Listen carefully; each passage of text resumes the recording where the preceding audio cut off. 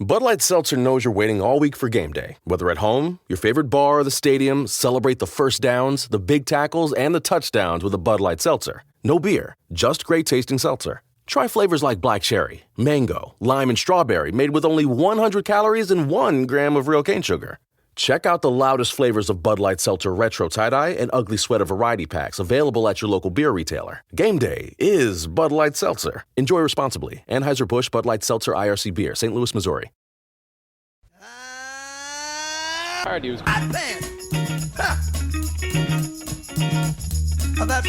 at. That's where it's at. Hot pants. Good God. Hello, welcome to Party's Hot Pants, a nostalgic spin-off series from the 5-Year Plan podcast. This week, it's a quotes special. What does that mean, Jim? We don't know exactly, but we're going to try anyway and see what happens, which is very much in the spirit of Hot Pants episodes. Joining me, as ever, my nostalgia buddies, Jesse Boyce and Richard Foster. Jesse, how are you doing? All the better for seeing you, James. Everything's James. good. Sounds like very bad, formal, very formal. Yeah, it sounds like I'm in trouble. If you use my 2 middle names, no, I'm definitely in trouble. We should say, Jesse, this is an evening pod. I think possibly the first evening episode we've done of one of these. So I don't know if that's going to make things more spicy. I'll see you midweek evenings more than match days these days. Yeah. It was brilliant to see you, and well done again last week on putting together the FYP Live with Daniel Butterfield. That was excellent. Daniel, Joseph, Richard Butterfield. I've no idea which middle names. That was great to be there, and also great to re-listen and just remember all the things that I forgot because it was such rapid fire anecdotes after anecdote. So it was brilliant, really great value, and I think he's got a book in him, Danny. And thanks again. Yeah, he was. I mean, if you came last week to the live pod, thank you very much for coming, and I hope you enjoyed it. If you didn't, you can listen to that episode now. It should be in your feed 2 pods ago, pod 403. We cut one story, which he asked us to cut, but otherwise everything else is in there. But yeah, Richard, he was... It's so weird, Danny, because obviously Palace legend to all of us that's seen him play. And on stage, he's just such a natural talker and a real storyteller. And yet off stage, just the nicest, zero ego, down to earth kind of guy. I mean, he was just a joy to be around. Yeah, I never realised he was such a good raconteur because he just told the stories with such brilliant. He got comic timing. He had it all. And unfortunately, as you probably know, the only thing I tweeted about that was watch out for the story that was cut about Warnock. And we're not going to go into it now because it's before the threshold. But that was a fantastic story. But generally, all his stories brilliantly delivered. And yeah, I think he has got a book in him. So maybe he needs a ghostwriter. Always working, Richard, aren't you? Always working. Always looking for the opportunities, Jim. James. Draft. Sorry, James. Come, let's. Honestly, it feels like my mum and dad are running this podcast, so let's drop the James. But yeah, so do listen to that episode back if you want to hear from Danny, because he was absolutely brilliant. And I texted him the next day and said, "Oh, thanks for coming on." And he said, "I've got loads more stories. I'd love to come on again." So we might in the future do a part 2 with him at some point, because I think he's got loads more stories. Again, most of them probably about Neil Warnock. But we will see, and we will be doing another live podcast next year. I've been talking to the venue already. They're keen to have us back. We haven't got a guest yet, but we will work hard on a guest and try and get someone as good as Danny and as good as Paddy was last year as well. So keep an eye out for that as well. And we'll be back at Strepham Space Project next year, I'm sure, for some more live stories. So we are doing quotes this week, which is something we talked about at the end of last week. Before we go into that, Richard, it's the part of the show where I always ask you, what's going on in the world of the footballmind.com? Well, there are a lot of quotes, James, a lot of quotes. So not last week, the week before, I wrote a piece after an exclusive interview with Al Ryan, who did the documentary, The Team of the 80s. The second part is coming out on Friday at very early on. So it probably will be almost coinciding with the release of this podcast. So watch out for it. Well, it will if I can. It will if you're lucky enough that I get round to doing it in time. Well, I am relying on you here, James. And I'm going to keep calling you James until you do what you're asked to do. And in between, I did a piece because I went to an event called An Evening with Arsene Wenger and David Dean at the Palladium last Monday. And I wrote about it as a Palace fan. And I actually spoke to Patrick Vieira because he was there, obviously. Wow. And I just said, "Excusez-moi." And he looked at me and just went, "Really, don't try French ever again." But, you know, that was it. That was the extent. No, that was it. No, because he was talking to someone else, and I just went, "Excusez-moi," and he just went, basically, "Thank you, goodbye, and good night." But I've spoken to Patrick Vieira, and I can now go to heaven happy. Wow, that's. I mean, I'm actually quite jealous that you got brushed off by Patrick Vieira. Yeah, exactly. That sounds. He's filthy. quite a big bloke. You know, he's quite big. Yeah, that's. Jesse, have you got any? Sorry to put you on the spot here. Any sort of you've been brushed off by any footballers? Again, that sounds filthy, and I apologise for that. Have you got any sort of random footballer meetings like that? I mean, every encounter with Palace royalty is awkward, isn't it? There's a degree of awkwardness to all of it. You don't know what to say. They've heard it all before. Brighty wasn't too friendly at the marathon march. He was, but he really did. He was psyching himself up for a 26-mile walk. Yeah. He did not want to talk about the old days. But he did give me a picture though. Oh, was it a picture of him? I told you I met. Like when Neil Warnock out of his bum bag, sort of pre-signed. No, I put it on Twitter saying, got asked for a selfie by one of our fans. How could I say no? Always good to meet our fans. And he did, to be fair to him, he did like the tweet. He has got a sense of humour. I told you before, I've met Nigel Martin in the toilets of a Chinese restaurant. I've got a picture. I can't remember that story. Where was the Chinese restaurant? In Leeds, when he was playing there. Oh, okay. Yeah. That picture exists. Did you chat to him? I did have a chat with him. Yeah, got a picture with him.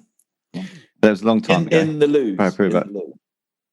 In the loo. Got a picture with Nigel Martin in the loo of a Chinese restaurant in Leeds. That's really. To be honest, weird. I mean, it's always risky taking a picture in a toilet because you might drop it. Yeah. But if you want someone to, not drop your phone, Nigel I mean, Martin, this was so long ago.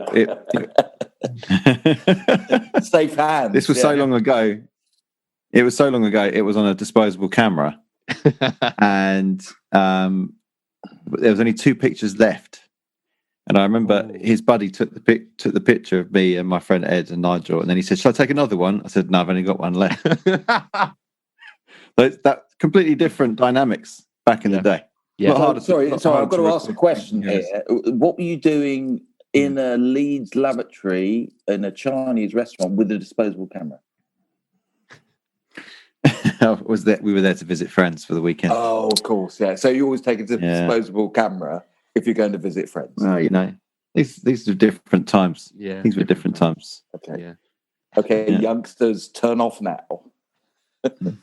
I miss disposable cameras. Well, listen, shall we take a quick break and then come back with our quotes? We don't quite know how this is going to work, to be totally honest. And we've prepped lots of quotes in the hopes that we get through a few, but we'll see what happens. So anyway, join us after this quick break when we'll be delving into our favourite Palace quotes.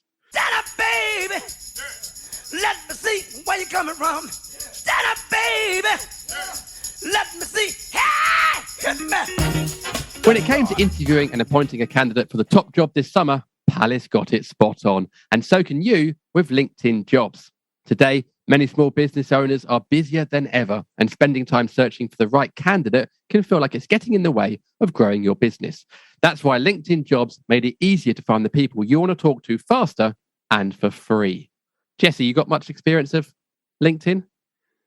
Well, it's funny you say that, because if we're going to be talking about such formal platforms, I really feel like I've earned the right to call you James this time. Yeah. So I don't know, are you Jim Daly or James Daly on LinkedIn? I am Jim, I think, actually. Yeah, it's all about the brand. There you go. Rebel, absolute rebel. So, I do use LinkedIn, and I think it is actually pretty good, because I think, everything that's so awful about social media is so well documented. I think what's so great about LinkedIn is it's where people really do have to behave themselves. So it is a pretty sensible, direct, honest platform. So it's where you can just get things done. It's just somewhere where I go to try and keep cogs whirring and keep things moving. So nothing but positive things to say about LinkedIn. There is one footballer that I see on LinkedIn a lot. I'm not connected to him, but he keeps popping up because other people like it, and therefore I see it sometimes. Is it Nigel Martin? No, it's Jordan Henderson. Oh, really? He is. There's one player that's got job security. It's that guy who's lifted more trophies than any other in recent times. But he is quite active on LinkedIn, which is quite interesting. So fantastic stuff. Create a free job post in minutes on LinkedIn Jobs to reach your network and beyond, and the world's largest professional network of over 30 million people in the UK. Focus on candidates with the skills and experience you need, like Richard, for example, or a bit like Palace trying to find midfielders younger than 45 this summer. And use screening questions to get your role in front of only the most qualified people. Then use the simple tools on LinkedIn Jobs to quickly filter and prioritize who you'd like to interview and hire. It's why small businesses rate LinkedIn Jobs #1 in delivering quality hires versus leading competitors. LinkedIn Jobs helps you find the candidates you want to talk to faster, and you can post a job for free. Just visit linkedin.com/FYP. Again, that's linkedin.com/FYP to post a job for free. Terms and conditions apply. Welcome back to Pardew's Hot Pants, the nostalgia spin-off from the FYP podcast. It's time for quote 1 from each of us. I think I might play some sort of like lovely piano music over under the quote as you say it as well. So I'll find that later on.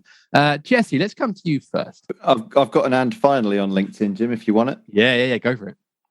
I am connected to 2 or 3 people you might not expect me to be connected to. Okay. John Texter and Josh Harris. Oh, whoa! Well, there you go. John Texter, of course, big friend of FYP. Big friend of the pod. Both putting out some good updates on LinkedIn over there, purely just for being nosy. I don't actually know them, never met them. But you haven't met them in a Chinese restaurant lavatory in Leeds? Then? It's on the list. Not I yet. will find them. Not yet. Get yourself a disposable camera. Get to Leeds, mate. And I've got one more completely left field connection on LinkedIn. Okay, let me think. Hang on, I'm going to guess on this one. Joe Biden. No, one of the Kardashians. Carol Baskin. Wow, that is left field. Wow, really? She's on LinkedIn? Well, yeah, I don't know why, but I just thought I was watching it once. You're double screening, watching stuff. I was like, oh, she's actually still alive and got out of this. I might just see if she's on LinkedIn. And I did. And she's a frequent updater, and every single post begins with "Hello, Big Cat Rescue Friends." Oh, lovely. That's like she's very much on brand, isn't she, Carol Baskin? So yeah, fair play to her. We don't really know how this format's going to work or how even long this podcast's going to be. But let's hear your first quote, and then maybe we can talk about it afterwards. Well, the great thing about this theme, Jim, is if you get that when the theme is decided for a PHP pod, there's an initial panic to go, all right, don't know what I'm going to do here. but the great thing about favourite quotes, in an age of complete over-analysis in football, Richard exempted, the great thing is if you can sort of half remember a quote, you just got to Google it because somebody's written a bloody article about it. Yeah, that's true. So I found that pretty useful in researching this. So that's been the saving grace. So thank you, all the overanalyzers in the football community. However, completely going back on what I've just said, this one was a major flashback, and I still can't believe this, but Aki Riolati's blog is still online. He hasn't updated it he has not updated it for 9 years. And he posts infrequently in Finnish, mainly in English. We can probably link to it. It's akiriolati.com. And you can select in English, but there is some Finnish posts in the English section, so I'm not quite sure how it all works. But I always remember a quote, and I always misremembered it, because I remembered it in my own English rather than his pidgin English, even though his pidgin English is a bit funnier and a bit more kind of twee and interesting. I always remembered him saying something like, "There are no kings at our palace. We're all servants to each other." Oh, that's lovely. And I always remembered it that way because it's just the way that I read it probably 10, 15 years ago. So this is from the week after the playoff final, and we can link to it. But I'll just read you what it did actually say, and you'll get it's just a little paragraph. So this was when he wrote a blog post with the whole week leading up to the playoff final. Every day, Monday, Tuesday, Wednesday, up to the bank holiday Monday, I think it was.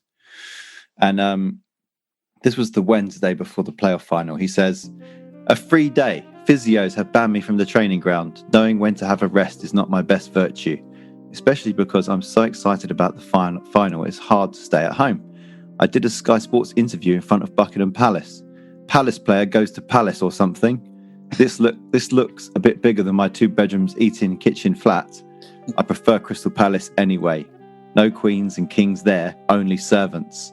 That's our strength, actually. We are all equal, all serving each other." We continue the interview at the London Eye. I'm scared of heights and my English must sound even dodgier. I probably don't make any sense. I'm glad they're only going to show it before the game, so I won't be able to see it. London Eye is scary, much scarier than the task ahead. Plus, I don't think that heights of the Premier League are this scary. In the evening, I watched the Champions League final. Millennium Stadium is our Champions League final. Like Porto, nobody expected us to be there. I mean, I did journalism at university, and I spent the first 7 or 8 years of my working life before I went into comedy doing journalism. That is better than anything I've ever written, and that's not even in his first language. Isn't it great? Yeah. No, it is very good. And I've been trying to be a journalist now for quite a long time, and I've never written anything as good as that. I mean, his blog is really worth a deep dive into if you just want a massive nostalgia rush, especially if you track it to the dates of certain games like this one. Yeah. And he does build up to it really lovely. But I just love that sentiment. I always remembered, and I always knew where to find it because of that line, which was, "There's no queens and kings here, only servants. We all serve each other." I love that. Well, I mean, that did sum up that team perfectly, really. Similar to what Danny Butterfield was saying last week on stage as well. And they're walking out against West Ham, and the Palace kit still had stains on from the semi-final at Sunderland, and the West Ham players are in their pristine jackets and stuff. And that summed up that time really. But I was trying, as you were saying, reading the quote, I was trying to think: are there any other footballers in the Premier League at the moment? Well, I know we were Championship, but to be Premier League, and I'm sure he carried it on the following season, that write blogs like that, or write columns or anything? It's still pretty rare, isn't it? It is pretty unique. And actually, I was ruining that I didn't ask Danny Butterfield if he had any stories about Aki, because I'm sure he does. Yeah. He would have played with him for a good few years, and I'm sure if you do get to rerun the fun with Danny Butterfield, I'm sure Aki could feature in some good stories. Yeah, he was a real character, Richard, wasn't he? I remember his debut was at home to Crewe. I think we won 1-0 and Dean Austin scored. I might be completely wrong there. Listeners, let me know. But that's my memory. He was on loan or trial from a Scandinavian team called something like Valangarara or something like that. I can't remember. But when he turned up, he was just this blonde-haired ball of character, wasn't he? And I think Palace fans took to him instantly. And then stuff like the quotes and the blogs just endeared him further. Yeah, he was just such a classic Palace player, because not great technical ability, but tried his heart out, and he scored against. I remember when he scored against Arsenal, we drew 1-1 with them, and the smile on his face, it was just brilliant.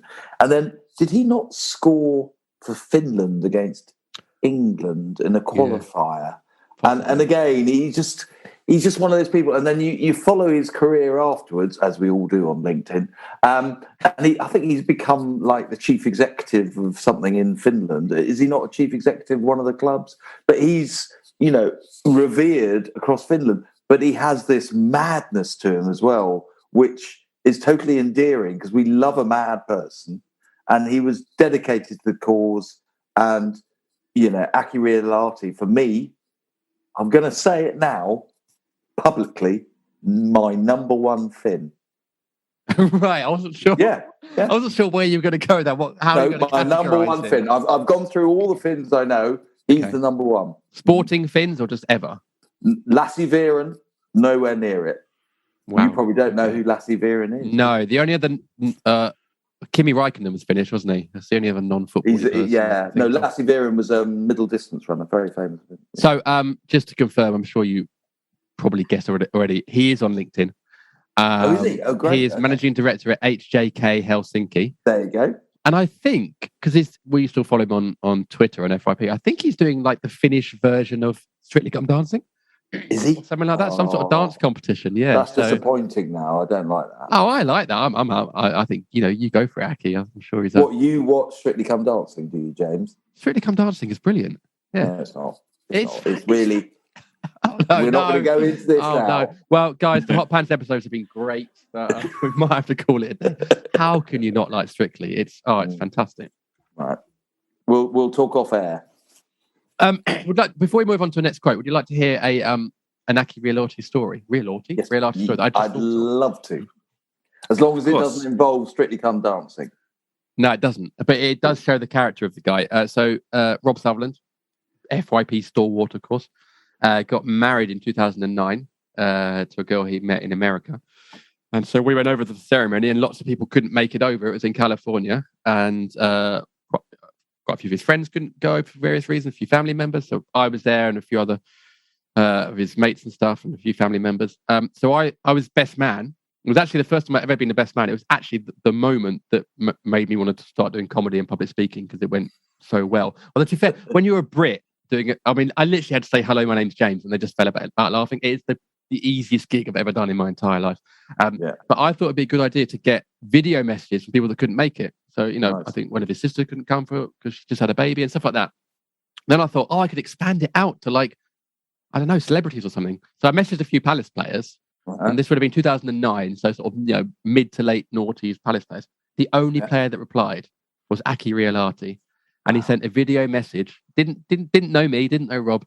Sent a lovely, I can't remember what the content of it was. Lovely video message wishing him well. And Aki at the time, and I think still is, was Rob's favourite ever player. So obviously, I mean, I smashed as a result the best man speech, mainly because of that. But yeah, I've always, whenever I think of Aki, I've always thought of him doing that favour for me and for Rob, which I think sort of shows you the measure of the guy, as well as being a very entertaining midfielder and columnist. So yeah, big up Aki. But did you raise with Danny Butterfield the fact that he played for Palace in 2009 and didn't bother replying? I didn't ask. No, well, I mean, you had the opportunity and you missed it, didn't you? Yeah. Well, next, I mean, everyone in FYP is married, I think, but the next person from FYP gets married, we'll get Danny to do a message. It'll be a 45-minute message, and it'll be funnier than anything I've ever said, and it'll be full of those anecdotes. But not that walnut one. No. Well, that was fun discussing Aki. I enjoyed that. Richard, why don't we go into your first quote and see what we got. Okay, well, it's a bit shorter than Jess's, because that was almost sort of like the Gettysburg Address.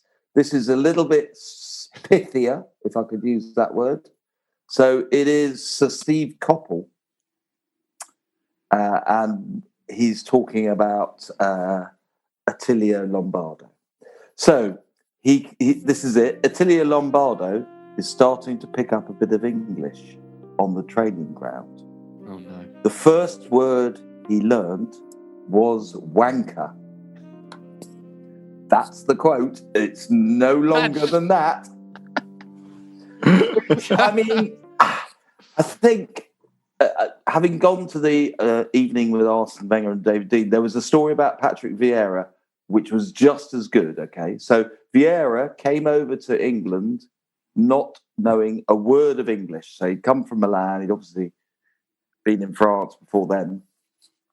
And David Dean, the vice chairman of Arsenal, who speaks French, was talking to Vieira, and he said, we're going to sort out a house for you. We're going to get a car. We're going to get, stuff for you. And we're going to get you an English tutor. So you're okay.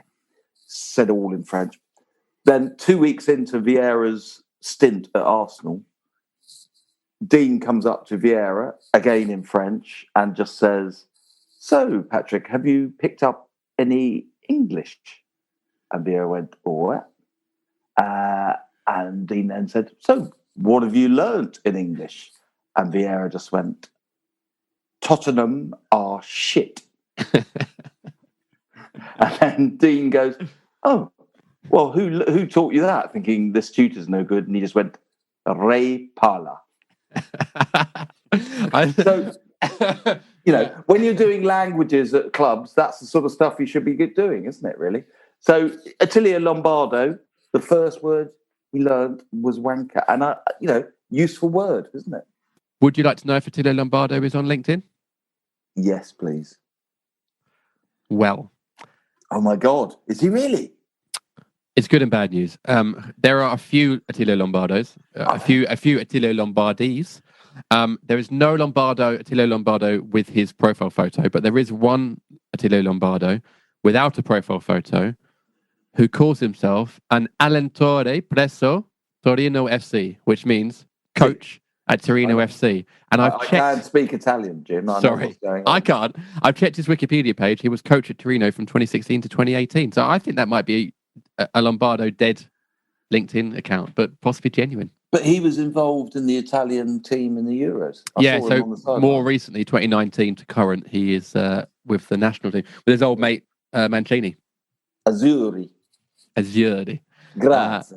So there we go. I think, Jesse, I've heard similar stories from lots of because that would have been 97. So really during the time when European and players from other parts of the world were sort of coming into England and changing the Premier League for the better. Let's be honest. I think a lot of players, their first word they learned probably was that word or similar words. To be honest, I don't think there were many, unless you were a foreign player going into Chelsea and the first person you spoke to was Graham Lasso, who I think is basically the only cultured footballer from the 90s I can think of. I think otherwise most dressing rooms are going to be teaching you the swear words straight off the bat. Yeah. Well, it's immortalised no less by Harry Enfield and Julio Giorgio. Massive cultural insight. I mean, there's got to be so many stories like this. Like the one that I remember bizarrely is when Ruud Gullit joined Chelsea. He could not understand a word Dennis Wise was saying, and nor could we. Yeah, no, I think there's a video. There's a semi-famous video of them talking together, and Ruud Gullit really desperately trying to understand Dennis Wise, and Dennis Wise just laughing at him. Yeah, like, I'm sure there's plenty of this. I mean, this is why Thomas Brolin's was only made assistant to Lombardo because he could translate English to Italian. Yeah, he was the interpreter. Yeah, like there's so many. I mean, there must be there's a great documentary there on language gaps in football. Oh, hang on. There's a great documentary. I mean, can you imagine if Amazon Prime would do All or Nothing for Palace in 97-98? Oh, what? That would have been. I mean, you wouldn't have believed it. You'd be like, "So this is scripted. This is absolutely ridiculous." Speaking of Dennis Wise, my dad, when he used to play more golf with his mates before they moved house, he and his mates used to have a term that was called the Dennis Wise. Any idea what that might be? Okay, so is it short and quite ugly? Like you leave a putt? Similar. It's a nasty 5-footer. There you go. I think Lombardo is. I mean, well, depends on your generation. I think Wilf probably is the best player we've ever had for what he's done for the club. But when Lombardo turned up, Jesse, I mean, it was unlike any player we'd seen before. I've got a memory, and I don't know if it's true or not. I've got a memory of in one game him beating about 4 players and laying on a pass to Bruce Dyer, and Bruce Dyer was about 15 yards behind because he just couldn't keep up physically or mentally with Lombardo. He was always about 2 or 3 passes ahead of the rest of his team, even at the age of I think he was 30 or 31 when he joined us. I mean, he was just next level, really, wasn't he? It still doesn't seem real because the only sort of fish out of water experience in recent times that I remember at that level was when we signed Cabaye. Yeah. We signed Cabaye for Paris Saint-Germain. How odd is that? And it was 16 million or so at the time, which felt like a huge amount for us. Obviously, the connection with Pardew was a big advantage in that, actually getting over the line. And Cabaye will always be held, with great esteem because the sort of prestige that he came with Lombardo was very much the original sort of version of that. Still doesn't quite seem like it actually happened. But did you see Lombardo in the Euros in the summer? He's looking fitter now than he did when he played for it. He looks Well, he's obviously completely- he's got the exact same haircut, so that hasn't That's that true. hasn't changed. But like Not- you see him in the training kit, he looks like he could still play. He looks completely like Ah. toned and just like ready to go. Looks like he does more yoga than Ryan Giggs ever did. Well, he's Well, 50. yeah. He's 55 years old. But I would knowing how people on the continent look after their bodies more than we do here. I suspect he probably can play. I think he'd be. He'd still have those skills, and he'd be excellent. Maybe for the live pod, get him over, Jim. Oh, I mean that would That's be an idea. That is an idea. the problem. Is getting the 2010 players like Danny and Paddy and stuff very easy for me because they live in this country, and I know a few players from that team, so it's easy. Okay. How on earth would you go about getting Attila Lombardo's number? Well, I speak Italian, so I could do it. Okay. Over there, Syria. So should we just send you to Italy? I'll put you on the first. No, do the normal Plane to expenses thing where you put me on a first class flight yeah. to wherever he is in Italy, and I'll go and have a chat. It would be good. To be honest, when we started FYP, so we had the fanzine going from like 2003, and then the podcast was about 2008. Then we started a website in sort of 2010, and things started snowballing. One of our plans was to track down Lombardo because he hadn't really had a job for a bit. We were going to like go to Italy, track him down, be like finding Lombardo. And then obviously he started getting high profile jobs. I think it was a City for a bit, so actually it didn't sort of became. But I mean, I don't know what his English is like, but I think Palace fans would always, even if he had a translator, would always happily sit and listen to Lombardo and his stories because it was just a magical time to have him at the club, really. Well, as Jesse pointed out, we could get Brolin as the interpreter, and then we've got a perfect FYP live pod, haven't we? I mean, those tickets would sell out instantly, surely. But maybe we could do it actually in Italy, go on a tour. Because we haven't been in Europe for a long time. True. As we discussed the other week. So let's go out to Rome or Venice, wherever he might be, and let's go do a live pod in Italy. I mean, I don't want to say that their career trajectories sort of changed after Palace, but Lombardo's gone on to coach for Man City and the Italian national team. And the last thing I heard, Brolin was making Hoovers in Sweden. So I don't know if he'll be as easy to track down. I saw a picture of when Vieira was a coach for, was it the under-23s at City? He was with Lombardo on the touchline. Was he? Yeah, there's a picture I've seen. Oh, yeah. Because So Lombardo was how doing the reserve team or something, or 23s, yeah. How maybe long it was was just helping him Lombardo at City then?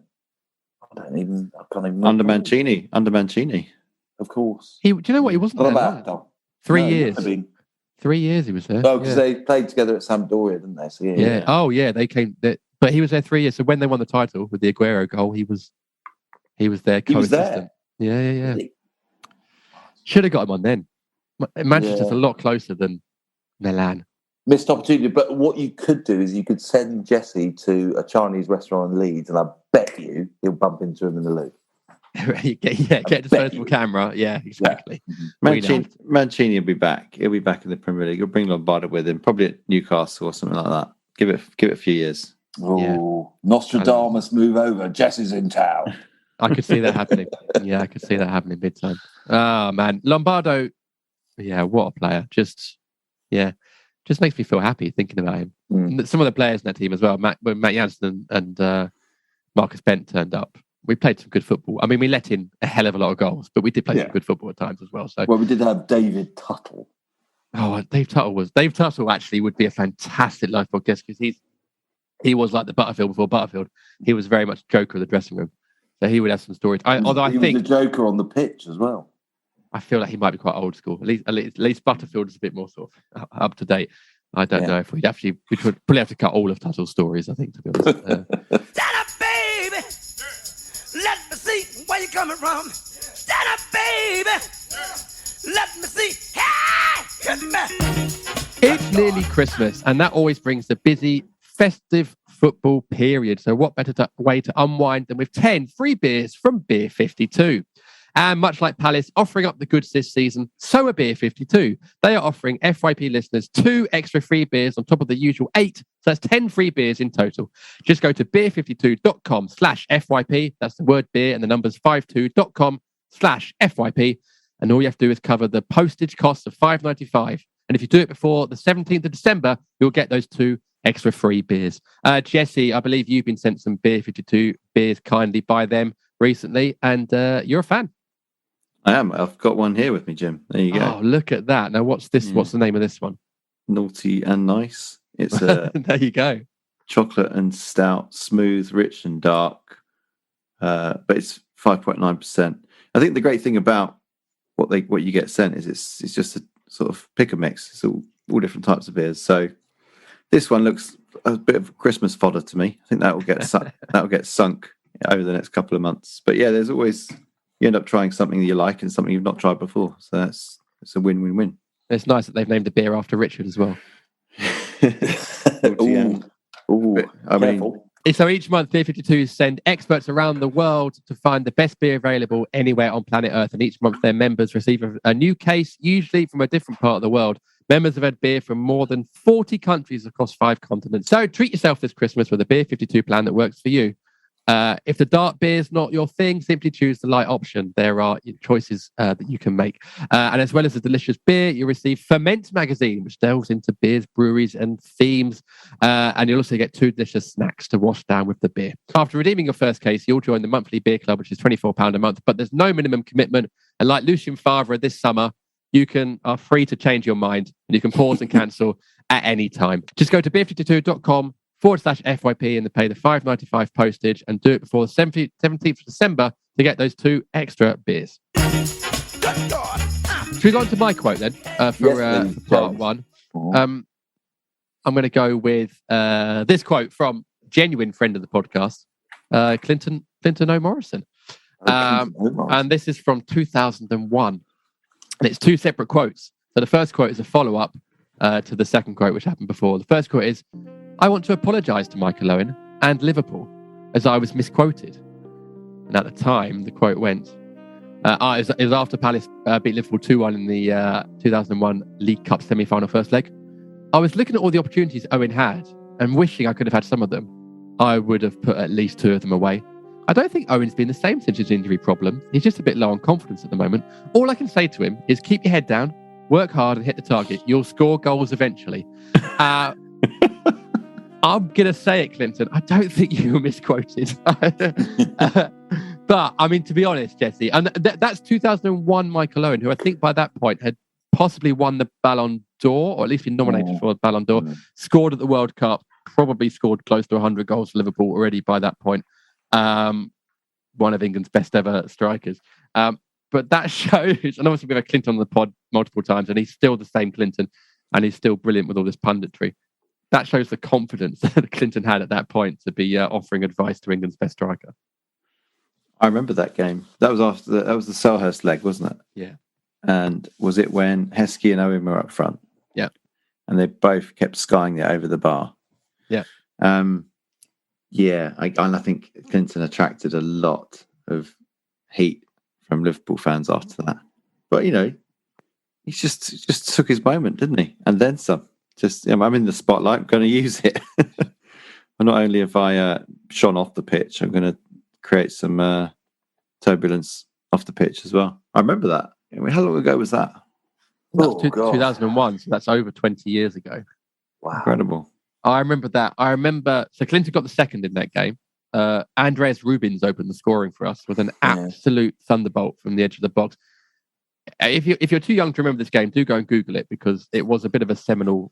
I mean, at the time, Palace were actually tumbling towards relegation under Alan Smith and had to be saved in the last minute of the last game of the season by Dougie Freedman at Stockport.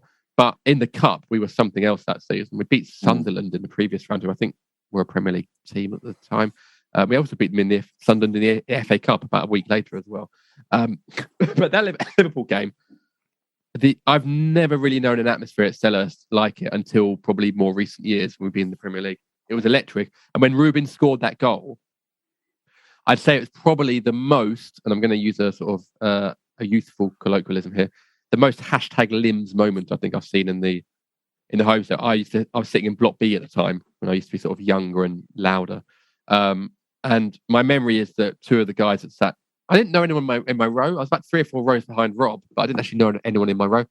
And a couple of the guys sort of ended up about 4 or 5 rows in front of me. It was just complete carnage, because it was we'll talk about the Rubins goal, because Clinton then scored a few minutes later to make it 2-0, and then I think Jari Litmanen or Vladimir Smicer got a goal back for us, back for Liverpool. That's a Freudian slip. But it was more because we were so bad in the league and we would just come out of administration. It was the shock of seeing Rubins score this goal, and he'd already got a belter at a couple of rounds earlier away at Leicester. But it was the shock mixed with the euphoria of, oh my word, we've just scored a belter against Liverpool, who actually went on to get the treble that year of League Cup, FA Cup, and UEFA Cup, I think. It was just a mad night. The atmosphere was crazy. And then Clinton scored a real poacher's effort, sort of spun on the spot. I think Forsell,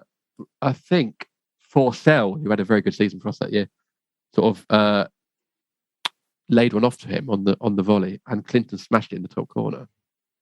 And it was a well-taken goal, actually. So, yeah, it was one of the most memorable nights at Selhurst, actually. And in typical Palace fashion, Richard.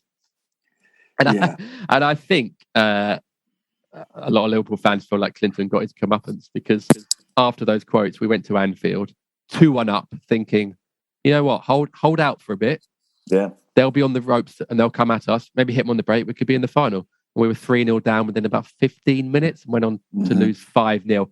From memory, Gary McAllister had an apps, and Danny Murphy, I think, both had absolute worldy performances. And we were, back in our place. But for a moment, us and Clinton, we sort of dared to dream, didn't we?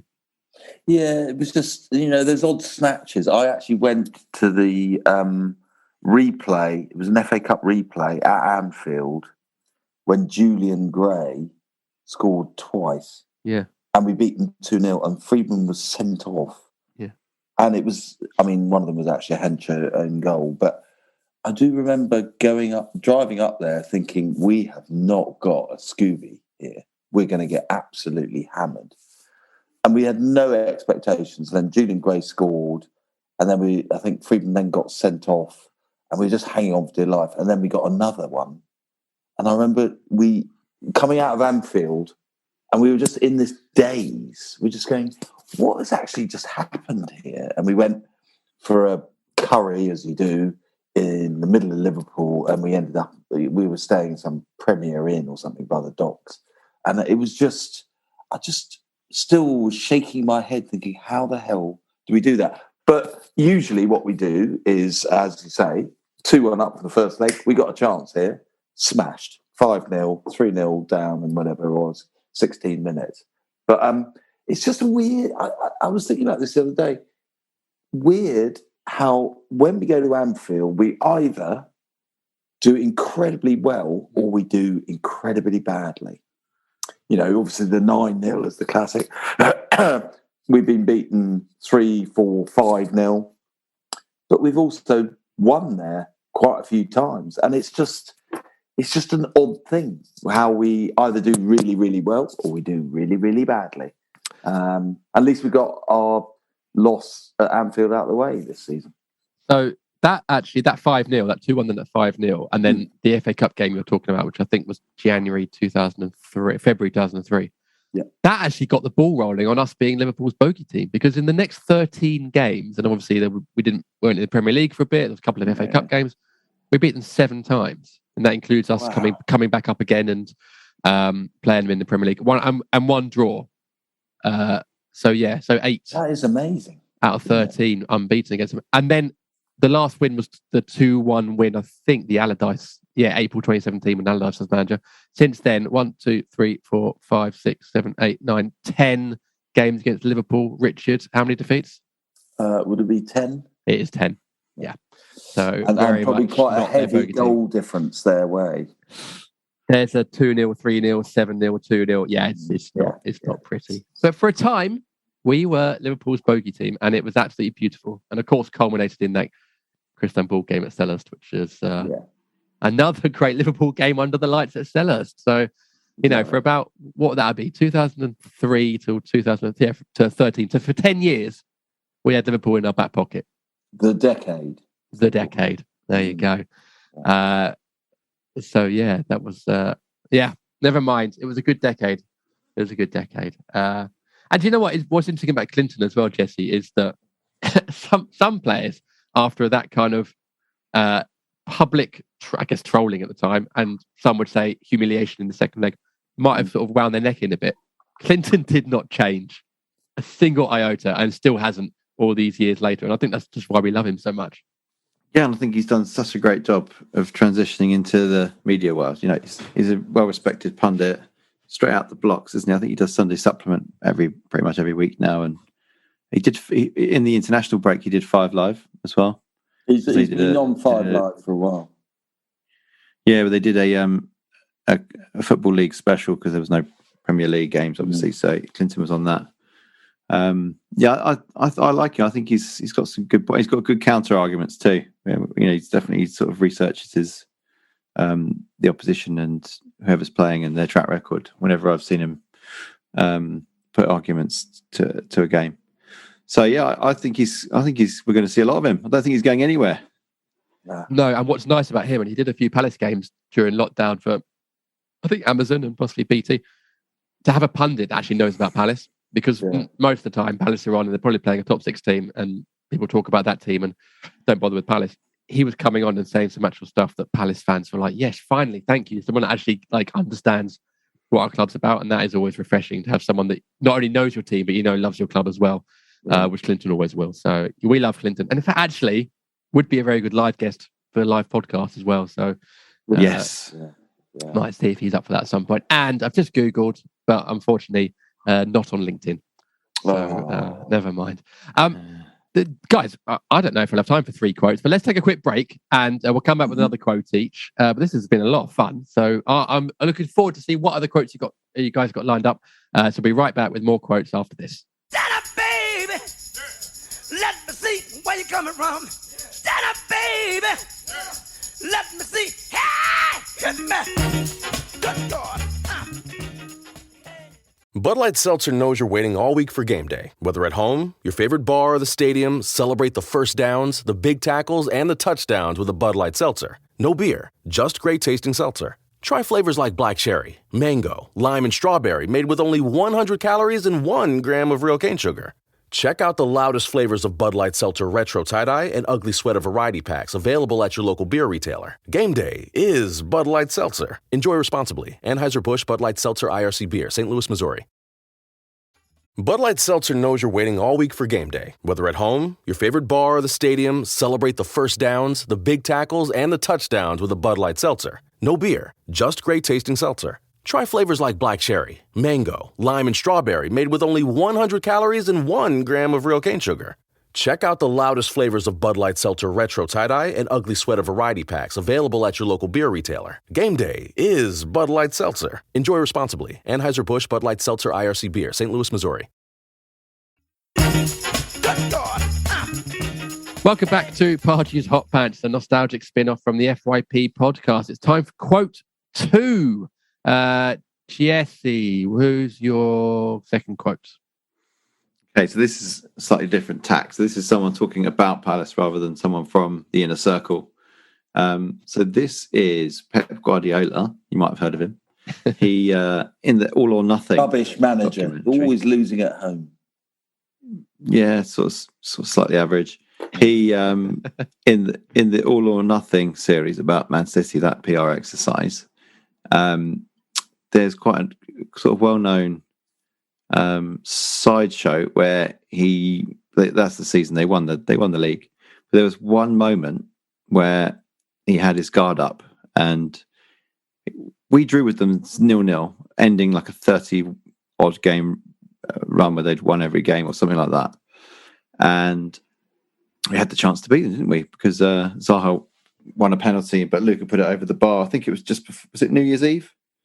Yeah, I think it was New Year's Eve. Yeah. And it was very late, that penalty as well. It was in the last very late. Minutes. Yeah, and we played excellent. It was when Gyro had his standout game. He was in midfield and he really did shine like we'd never seen him before. Anyway, in the episode just before this game, I think maybe the game before, actually, they just won on the weekend, or the game before. Then they had to play us in quick succession, the sort of flurry of fixtures over Christmas. Guardiola's trying to calm the dressing room hysteria down, say, we've got Crystal Palace next. So he gives credit to his analyst, who's called Carlos Planchart. Now, if you're going to have an analyst, you want him to be called... No, this is not a joke. His surname is Planchart, right? That is superb. It is, and I looked him up. He's been working with Guardiola since 2007. It's like having a first team coach who's called Steve Put Down Cone. Yes. Hey, Carlos Planchart. So, it's a name and an order at the same time. I got the feeling that Guardiola trusts this guy. He's been working with him since 2007. So that's Barca, Bayern, and City. And if you go to the Man City website, it says performance analyst Carlos Planchart has worked with Guardiola since 2007. At Bayern and Barca, Planchart analysed the collective, individual, strategic and tactical aspects of the team's play, after which Guardiola will often work one-to-one with the player to enhance particular areas of their game. So that's the context of where the kind of warning is coming from with Guardiola before this match. He says, he has his arm around Planchart and he's like prodding him in the chest. He says, "This is the guy who's been with me since my days in the 4th division. I trust him. And he told me 3 days ago, wow, Crystal Palace. And I trust him. Crystal Palace will be a real tough game."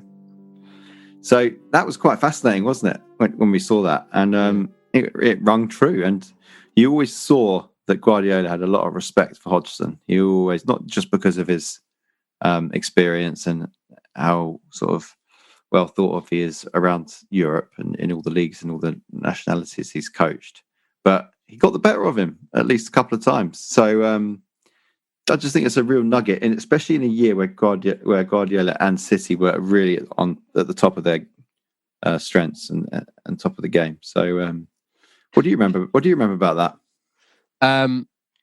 I remember feeling quite proud that this manager, Pep Guardiola, and in fact, a lot of the other managers in the Premier League, the high-profile ones, Klopp and Jose, had so much respect for Roy.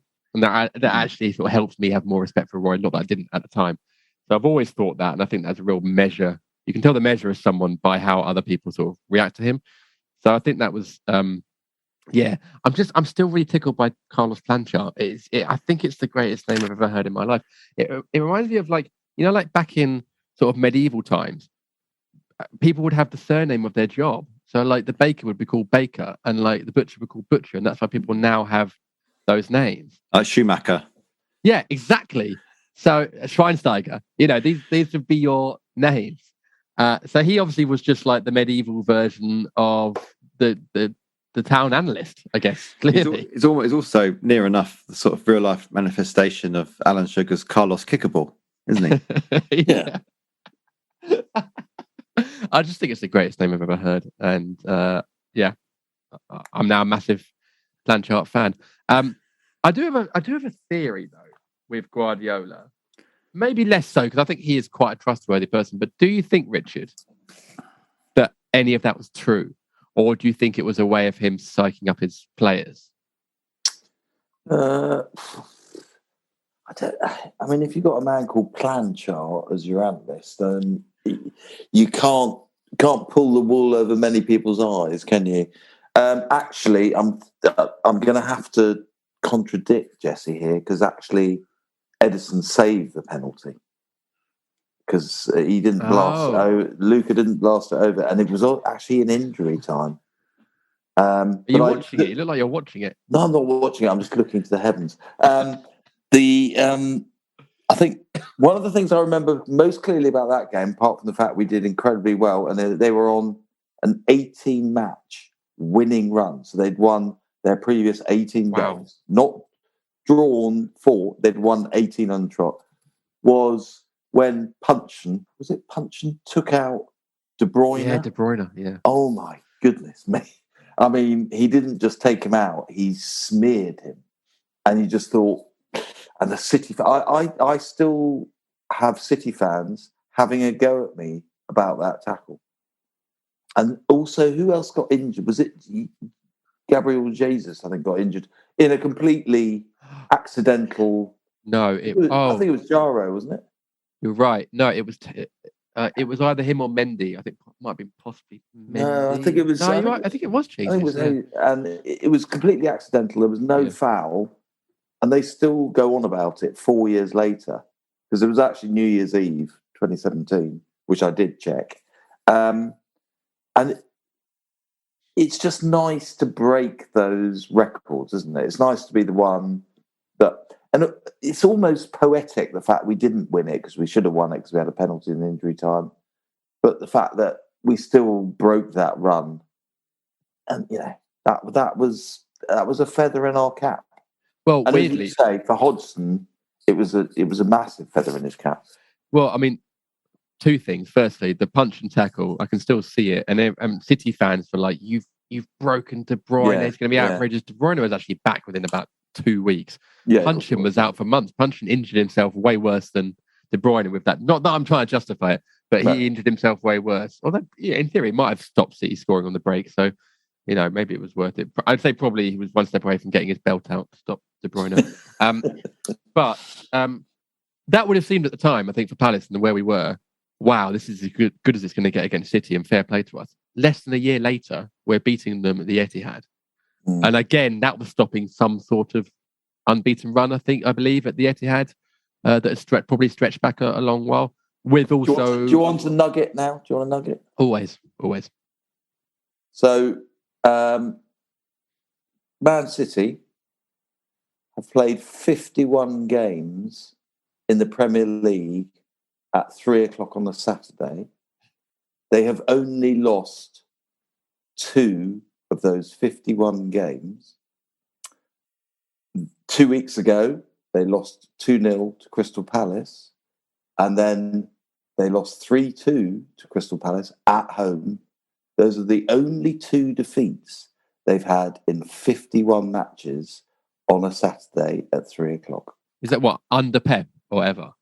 Got to be under Pep, surely. Yeah, under Pep. Yeah. But I mean, 51, they don't play on Saturdays that often, so it's going a long way back. It's like 5 years.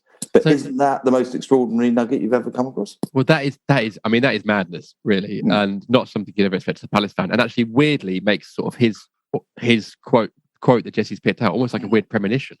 Yeah. He knows deep down that we're the problem. We are the problem. Hopefully that quote was a little more the sort of nugget length that you were looking for, Richard, after my first opus. Yeah, I know. I didn't realise you had Shakespeare in your veins. Right, Richard, she moves on to your quote too. Do you want a short one or a long one? As the actress said to the bishop. No, wait. Yeah. The actress. Oh, anyway, it's all right. You whatever you want, mate. Whatever you want. Okay, well, I'm going to run, actually, with this very short one, but it's connected to Jess's last one. Ooh, okay. Because it's a comment by a manager about our team, and it happens to be a manager who's quite highly respected, Jurgen Klopp. Okay? So he said this in December 2015. He said, "Sometimes I would really like to change my personality, but I can't forget this fucking loss against Crystal Palace." His first loss for Liverpool against us at we've referred to it earlier. He was really angry about that. I mean, he just really was so pissed off that he should lose to Crystal Palace. The sneer, you have to listen to the clip. It's on YouTube. Just listen to it. And he's just so disrespectful. He says, Crystal Palace. He just thinks we do not even deserve to grace the bottom of his shoe. So this will be the 8th of November 2015. That was the win, but this is a couple of weeks afterwards when it was still burning his soul. It had seared into his psyche that he had lost a game to Crystal Palace. It's marvelous. When you're a team like Palace, getting to ruffle the feathers of well, not just that, get under the skin of the top 6, which clearly we did with this. It honestly makes the years and years of watching Palace go into administration and get relegated for decades, it makes it all worthwhile. So I think this was the game that Yannick scored, and then Scott Dan scored very late on with a sort of rebounded header right in front of the away fans. I actually went to this one as well, which is, I've not been to many games at Anfield, but I was actually at this one in a rare showing. And Jesse, was this the game that you were in the exec boxes? Well, I remember I was at that game, yeah, and I won money on it, didn't I? I told you this. I hate repeating myself, but it's a great story. Yeah. When I was in the New Balance box with Joe Ledley's dad. That's right, yeah. And Joe Ledley was just retired. That's it. The very same. Ledley was on the bench, and Joe Ledley's dad put money on him to score, even though he was on the bench. He came on to shore it up, but he didn't score. But I had money on Balassi 2-1 because it was in one of those boxes where they come round with the betting slips. They make it very hard not to bet because you're getting plied with free food and drink, not spending any money. So go on then. And then not only that, it came in. It was like a tenner at 16-1 for Balassi to score and Palace to win 2-1. I couldn't believe my luck. 16-1. Surely it was longer odds than that. I mean, maybe I put a fiver on it. I can't even remember. I think I took home about 160 quid from it. That's beautiful. Not bad. So, and I remember Klopp was really riled. I mean, you're right. The interview you're talking about was not that soon after. It was a little while after, like 1 or 2 weeks. Yeah, it was quite a few weeks. Yeah. Yeah, but his post-match reaction, he was so disappointed with the Anfield crowd. He couldn't, this is a guy who's just come from Germany, from the Bundesliga, where the 12th man is something else. And he was promised, or at least thought he was going to get the same sort of levels from the Anfield crowd. He couldn't believe, they just how despondent they were when losing at home to a team they really, by all things considered, shouldn't be losing to. And he looked lost. He looked really shocked by the sort of lack of passion that he saw that day. I mean, he's obviously not different. It's a different Anfield these days, but yeah, he clearly was rattled by that result. And it was his first loss as Liverpool manager, I think. That's right. Yeah. And clearly, a couple of weeks later, it was still, a monkey on his back. Which that interview is brilliant, isn't it? And I know he's known for swearing in quite a few interviews, isn't he? Because in Germany you can. I think in German post-match interviews they do swear. Do they? Yeah, I think so. Mm-hmm. Which is why it's quite natural to him. But you take a bit of pleasure in seeing him get rattled because he's a bad loser, and he's suffered a couple of times. And, by extension, he's got rid of Benteke. Then Benteke came and scored 2 against him at Anfield. We've had a few of those moments, haven't we? Was that also the game with the photo on the touchline of him screaming at Pardew, and Pardew's just got his hand in his face, sort of palming him off? Is that the same game? Must be. Yeah, that's the Pardew game. And Pardew's, saying, "Oh, I'm a better manager than you." Blah blah blah blah. Get over it.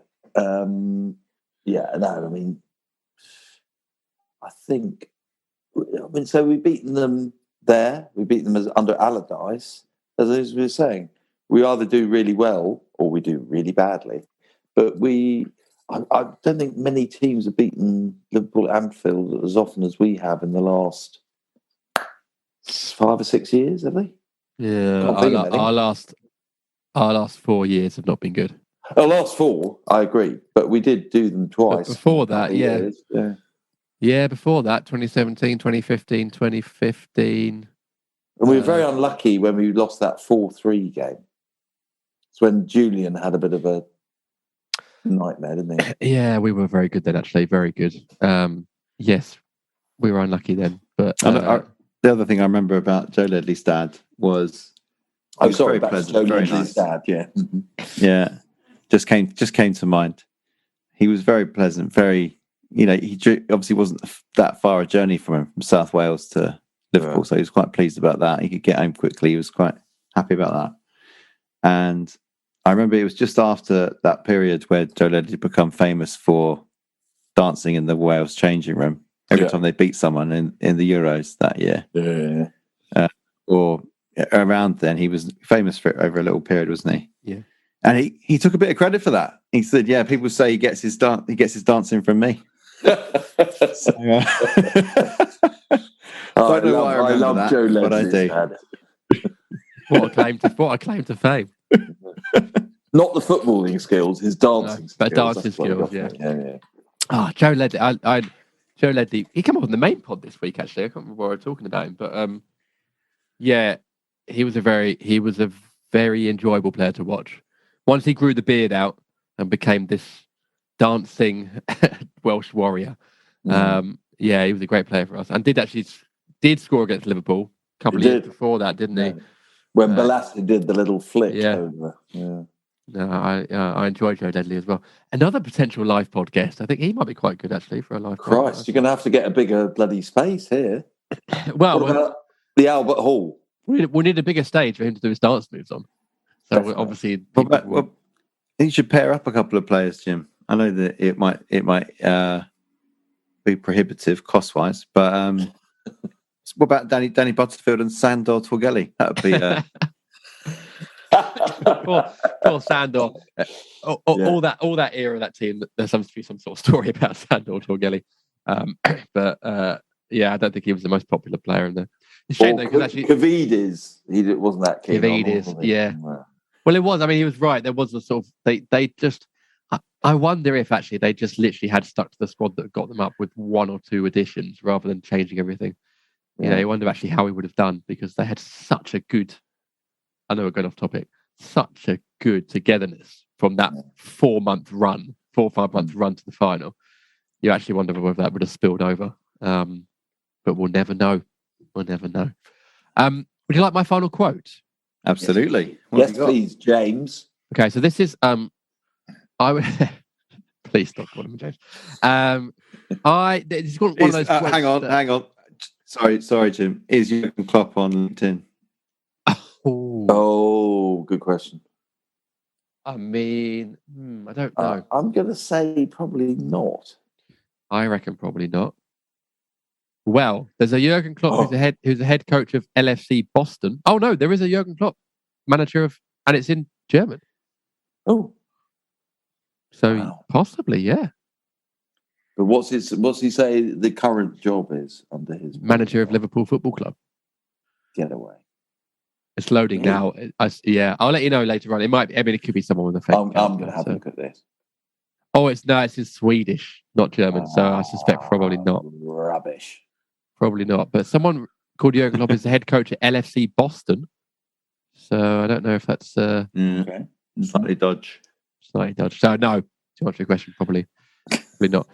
Right, my quote is might go down as sort of an urban myth, maybe, or categorised under urban myth, but it's going way back to the early 90s with Sir Steve Coppell talking to a young Palace striker called Stan Collymore. And reportedly, this is how the conversation went. Coppell, we have to treat this like a cup match. It's very important. Collymore, sorry, boss, I can't do that. Coppell, why not, Stan? Collymore, boss, I've already played in the cup this year and I'm cup tied. Is that real? I don't know. I mean, it might be one of those urban myths, but you can sort of believe, Jesse, that it might be real, can't you? Yeah. I mean, I feel like the whole Stan Collymore playing for Palace thing, it just feels like, it doesn't feel real at all. It feels like a myth. Yeah. Like there's the one famous picture, isn't there, of Collymore and Ian Wright? Have you seen that one? I don't think so, no. No. It's very odd. I've sent it before on WhatsApp. You've seen it. It's at the training ground.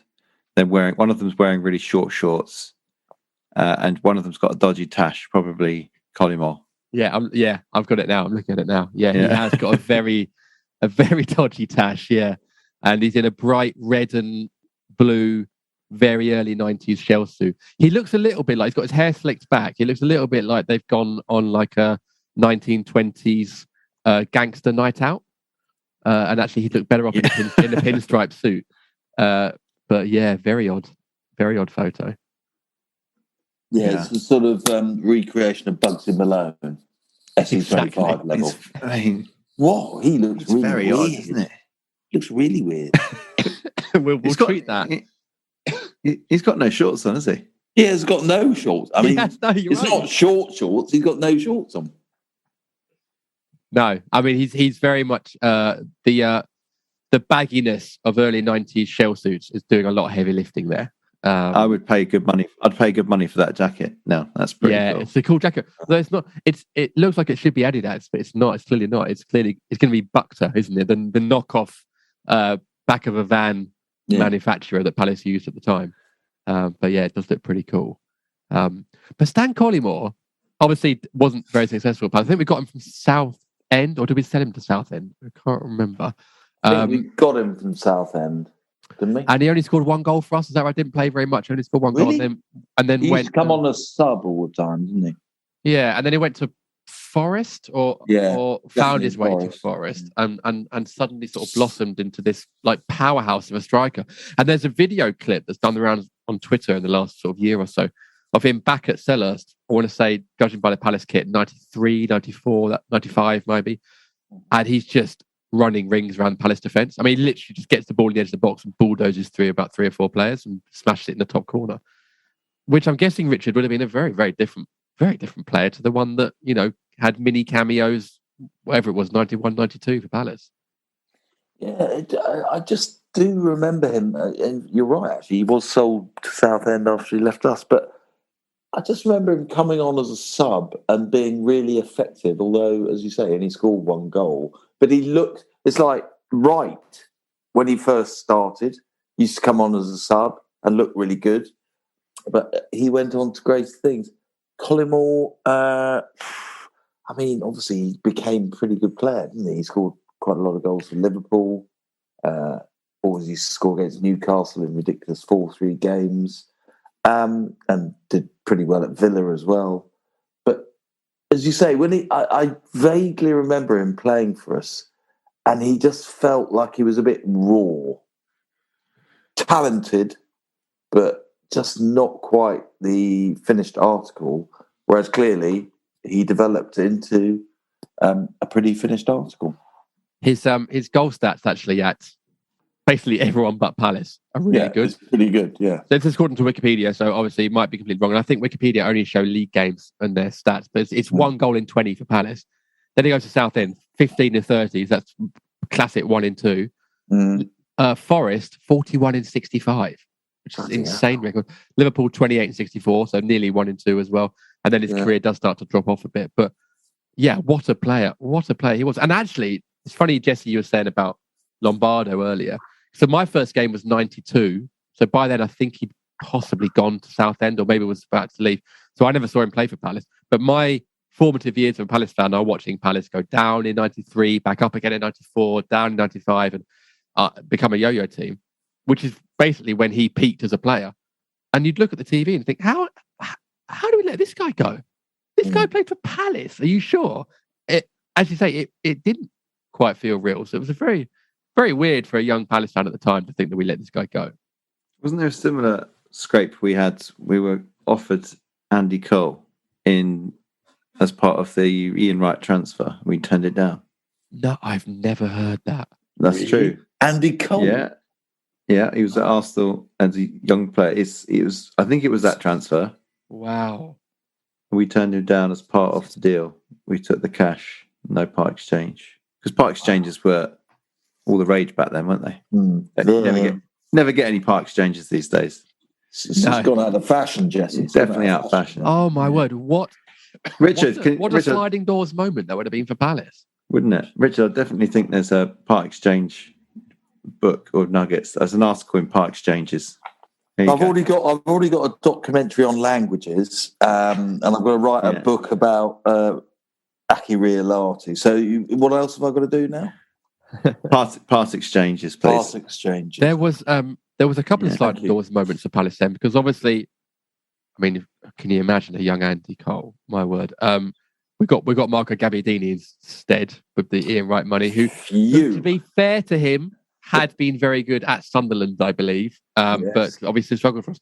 But at the same time, I think scored at Anfield, though, didn't he? Scored at Anfield. I think we were looking at a young Southampton striker called Alan Shearer at the time as well, and I think we didn't want to pay whatever they were asking, and so Gabbiadini was a bit cheaper.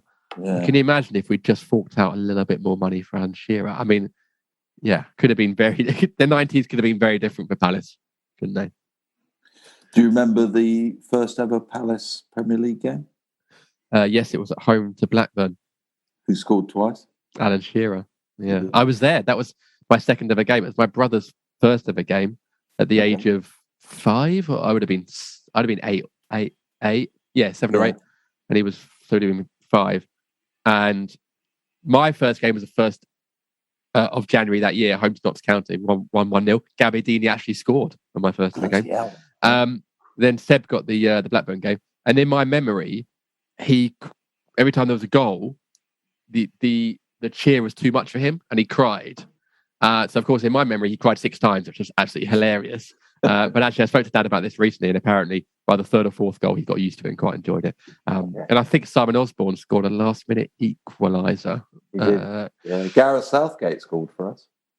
Good game. Good Bit of first a game banger. to welcome the Premier League to Selhurst Park. It was. Yeah, and if you get a copy of Premier League Nuggets, there's a little bit about it in there. Shameless. Oh, shameless. But no Stan Collymore for Palace that day. So yeah, a very weird time in the early 90s, and we could have had.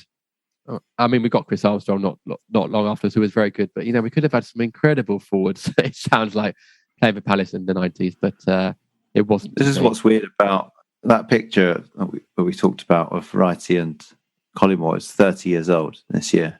Jesus, is it? And you think, yeah, it's bizarre because when that was taken, which doesn't feel long ago when I look at it, really. I know it looks long ago, but it doesn't feel 30 years ago. No. At that time, 30 years ago then was like the Beatles popping through. Yeah. And I'm like, I know everything feels longer because it went from black and white to colour and everything, but just don't get it. Just don't. It's like Britpop. How can Britpop be as long ago now as the Beatles were then? You see that popping up on Twitter because it's net. We're now.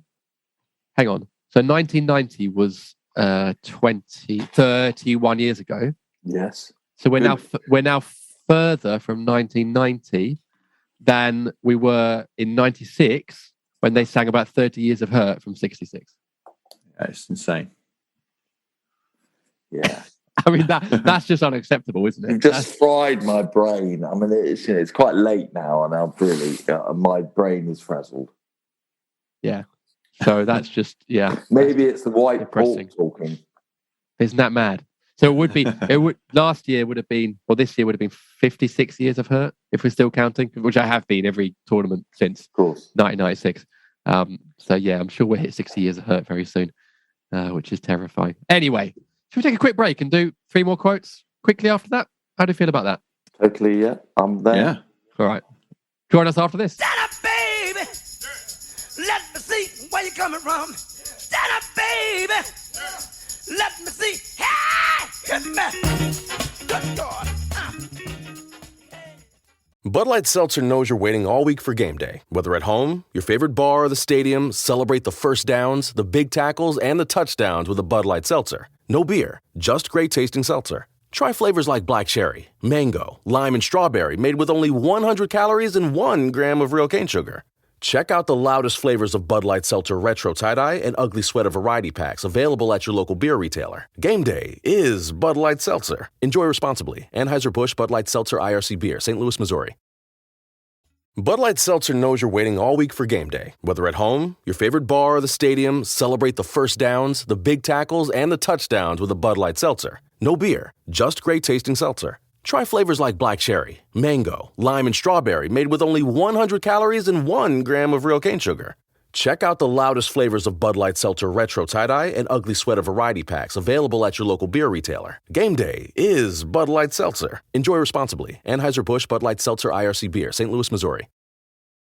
Good God.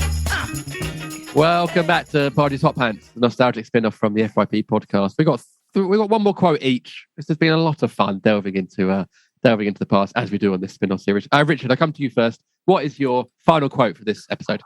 Okay, well, I had a choice of 2 here because I had Mr. Quotability, Ian Holloway, which, I mean, you've got a reservoir here, or I've got Eddie Izzard. It's your choice, James. Oh, I mean, we do love Eddie on this podcast. Okay. So this is Eddie Izzard on when he became a director of our club. And it's another very simple one. He said, all I really want is for Crystal Palace to win every game between now and the end of time. Simple, effective, brilliant. I mean, that's a very Eddie Izzard Isn't it? quote. I mean, she's not asking too much there, let's be honest. I mean, yeah, every game. I mean, I don't know, can't quite remember when that was actually the quote. I doubt whether we lasted more than 2 games into the I would love, era. I'd love to work out, when did Eddie become a director? How quickly Exactly. did we not win a game? Probably the immediate game straight afterwards. Pretty much, yeah. Can you imagine, Jesse, if you did support a team that literally won every single game all the time? I mean, it'd be pretty boring, wouldn't it? Well, this is why I often say to anyone who will listen about being a Palace fan is good training for life. Because when you do have a good moment, you do appreciate it, because it doesn't happen every week. It's like once a month if you're lucky. Yeah. And we're riding high right now, let's be honest. But yeah, it's I say it's my kids as well. You need to appreciate the highs for what they are, and take the lows for what they are. One of your boys is unbeaten, isn't he still? And Sonny's still unbeaten. So Sonny's update is he's been to 3 games now. He's still unbeaten yet. So the first one was Watford 1-0. Yeah. Then Spurs 3-0. Good. And he was at Newcastle 1-1. I was obviously a bit overconfident about extending his winning run there. Yeah. Didn't quite work out that way. But we didn't lose, so First goal conceded at home, bit disappointing. we didn't lose, so he can come again. Yeah. Yeah. What happens if we lose when he comes? Is that it? He's out of the will? Yeah. We'll cross that bridge when we come to it, I guess. I love the way that, because I got to think about when Maria comes to a game in a couple of years. Yeah. But selectively, once you really, if Sonny, we're unbeaten on the next game, you're going to have to really start being selective with who we play against, because, yeah, you want to keep that run going. Or maybe, he's a sort of magic charm, lucky charm, and you only want to use him in games where Palace really need a victory. Got to start considering these things. Bring him to the FA Cup final in 2022. Yeah. When we play Man United for the 3rd time and we finally beat them. You say I should keep his gunpowder dry? Definitely. Yeah, indeed. Right, Jesse, what's your second quote? My third quote. Third, sorry. My third quote is a little bit more up to date than the other ones. So this is a certain Wilfried Zaha. When we had, I think it was it the first time we played Brighton in the top flight, 2018, April 2018. Feels like, yeah, it was the first time since the playoffs, wasn't it? The April game there'd have been an earlier game. I think we drew 0-0 with them in the league down there. I think that was their first game where there was trouble, I think. Their first season up. Yeah. So there was a good bit of content that the Palace media team did. Remember this? It was quite emotions laid bare from Zaha. He said prior to the match, I just want to play the game, brackets, against Brighton. I want to beat them and then they can be quiet. I feel there's no need for us to have the debate. I don't feel like they're better than us. We just need to get the game over and done with, beat them, and they can just go back to wherever they came from, really. I get so much stick from them. I'm looking forward to the game. And a lot of, I think that got a few headlines. I think a lot of those quotes were lifted, which is why I was able to find it. And but do you remember that? And it was a success, thankfully. We won 3-2 and Zaha scored another header against Brighton. Another rare header. And Mauri scored a blinder when the ball flew over Scott Dan's head. Yeah. It was a good game, that. We went 3-0 up, didn't we? Yeah. I missed that game. I wasn't there, but yeah, it was a good one. I don't think we were 3-0 up. I think we were 2-0 up. They got back to 2-1. We then went 3-0 Then we went up. 3-2. Yeah. And then they Great game, that. Murray missed a really good chance in the second half as well. Did he? It was. It's all. I mean, Wilf is very candid, to be honest, quite a lot of the time, but certainly around Brighton. slight UKIP vibes, the bit where he says, "Go back to where you came from." But I think Man from the Ivory Coast. I think he's very good. He's very good, Wilf, at winding fans up. He knows exactly what to say. I think there was a quote from a similar time where he said something about shutting them up, didn't he? Shut them up, which he did. Well, I thought you're right to pick up on that line, wherever they came from, really, because at first it just sounds like very UKIP. But then when you think about it, it's also just a double insult to Brighton. It's just as though, like, I know you're from a place called Brighton, but I don't quite know where that is. I just know we go there, pick up some points once in a while. Or is it is it a nod to the fact that most Brighton fans support a second team? So who are they? Where are they really from anyway? Because they support the top 6 team as well. So unintentionally, it was a good layered insult from Wilf. I think I don't think there'll be. I mean, he winds up so many people of every club, but I don't think there'll be a player, past or future, that will ever wind up Brighton fans as much as Wilf. And good on him for that. Indeed. Shall I do my final quote? Go on. Much like you, Richard, I've chosen someone who we could have done a whole episode on, and maybe we will in future weeks. But I've got a quote here from one Simon Jordan, who we do now hear quite a lot from on the radio, unfortunately. So here is my quote from him. He says, "In retrospect, of course, I regret calling Charlton fans morons. Imbeciles would have been more appropriate." So this is a time when obviously he was... he was, Richard, a bit of a rent-a-quote at the time, wasn't he? He had a couple of columns going on. He liked the sound of his own voice, but annoyingly, he would now and then come out with some quite funny quotes like that one. Yeah, I mean, he's a bit of a sort of... I don't know about it, because he's obviously on Talk Sport now, and he does that rent-a-quote thing, and he does... You know, those people who say things to be controversial. I always feel Jordan's a bit like that. He's just doing it to wind people up. But he's quite good at it, and he's not a stupid man. I've read his autobiography. What a pile of shit that book is. It is one of the worst books I've ever read. Because you think, right, I'm going to read a book about Simon Jordan because I'm a Palace fan. Half of it's about how he built his empire in the mobile telecoms business. I don't give a flying about his mobile telecoms business. All I want to know is what happened with Dowie, blah, blah, blah, blah. And he bigs himself up. He said, oh, I did this brilliant thing. I could have made money in mobile telecoms at that time, and I'm a business idiot. So please don't go on about how brilliant a businessman you are. Anyway, off that. Yes, I agree with you, Jim, whatever you said. Also, surely Simon Jordan's on LinkedIn. He must be on LinkedIn. He has to be. He's premium. He'll be on premium. He's got to be, surely.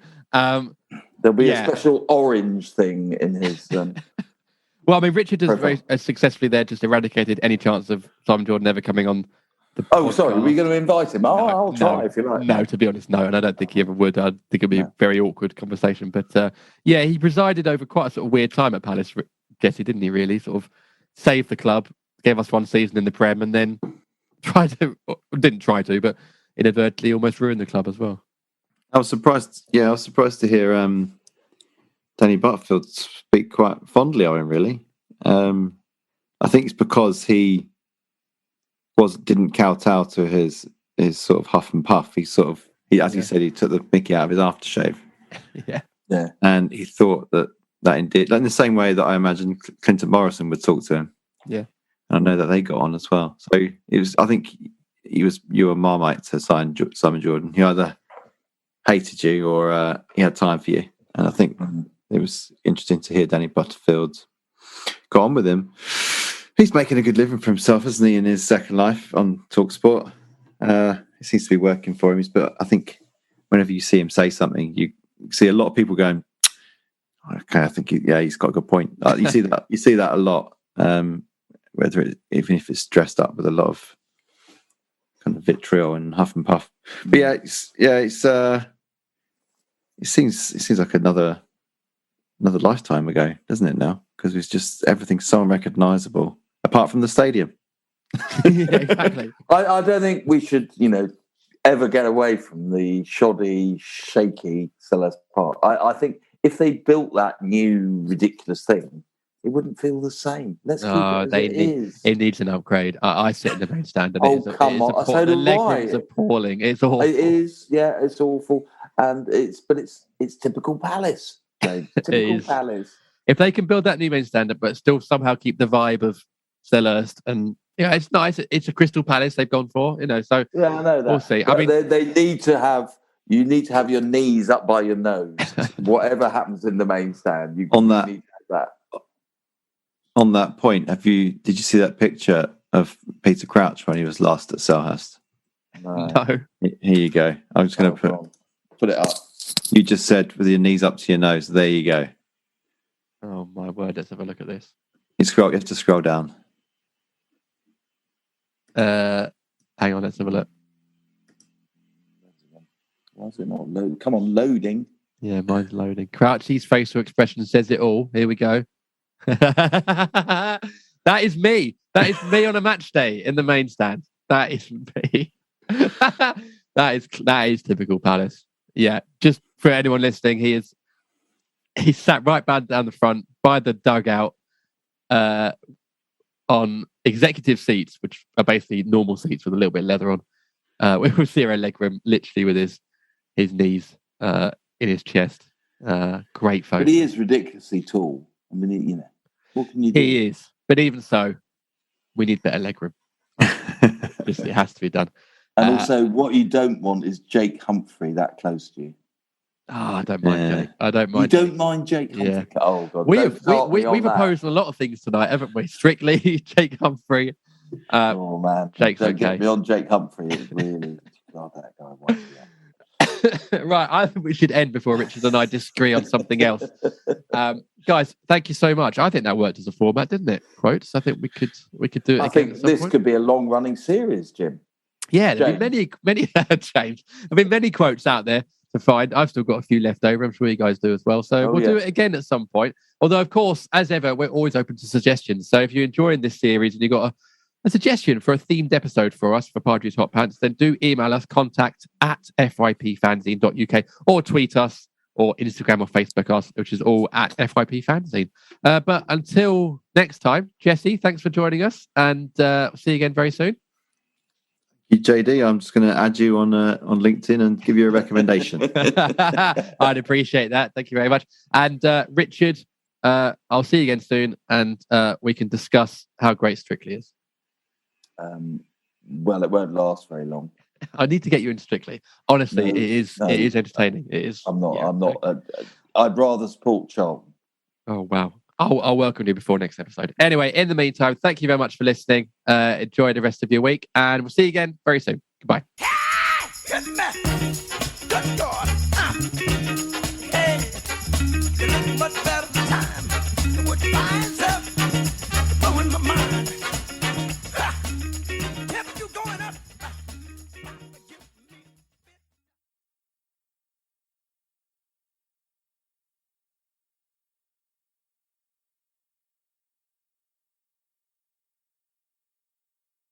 Bud Light Seltzer knows you're waiting all week for game day. Whether at home, your favorite bar, or the stadium, celebrate the first downs, the big tackles, and the touchdowns with a Bud Light Seltzer. No beer, just great tasting seltzer. Try flavors like black cherry, mango, lime, and strawberry made with only 100 calories and 1 gram of real cane sugar. Check out the loudest flavors of Bud Light Seltzer Retro Tie-Dye and Ugly Sweater variety packs available at your local beer retailer. Game day is Bud Light Seltzer. Enjoy responsibly. Anheuser-Busch Bud Light Seltzer IRC Beer, St. Louis, Missouri.